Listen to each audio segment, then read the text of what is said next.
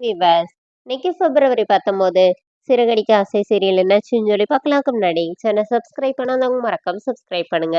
இன்னைக்கு என்ன அப்படின்னு சொல்லி பார்த்தீங்கன்னா, பரசு வீட்ல இருந்து அவங்களும் அவங்க ஒய்ஃப் வந்து பத்திரிக்கை கொடுக்கறதுக்காக வீட்டுக்கு வராங்க. அப்ப தாம்பூலம் கேட்டு எல்லாம் வைக்கும்போது அவங்க பேசிட்டே இருக்கிறாங்க. அவங்க பேச பேச எப்பவும் மாதிரி விஜயா வந்து ஒரு மாதிரியா பேசிட்டே இருக்கிறாங்க.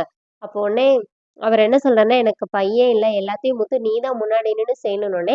அதென்ன நம்ம சூப்பரா பண்ணிடலாம். மேடை அலங்காரம் எல்லாத்தையும் மீனா பார்த்துக்குவா.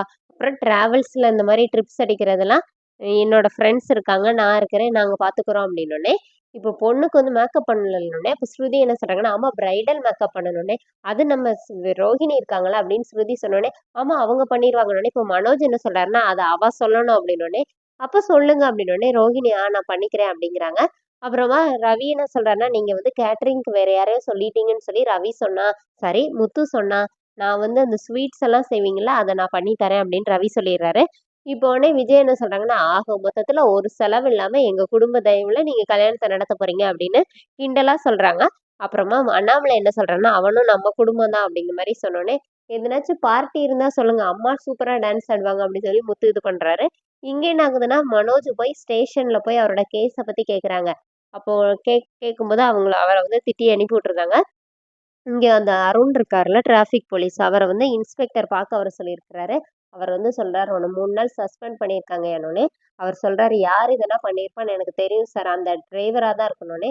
நீ அன்னைக்கு அவன பண்ணுன, அவன் உன்ன பண்ணியிருக்கிறான். கொஞ்சம் பார்த்துருங்க." அப்படி சொல்லிட்டு அட்வைஸ் பண்ணி அவர அனுப்பி விட்டுருந்தாரு. இங்க என்ன ஆகுதுன்னா, வித்யா வந்து மீனாவ ரோட்ல பார்க்குறாங்க. பார்த்து பேசுறாங்க.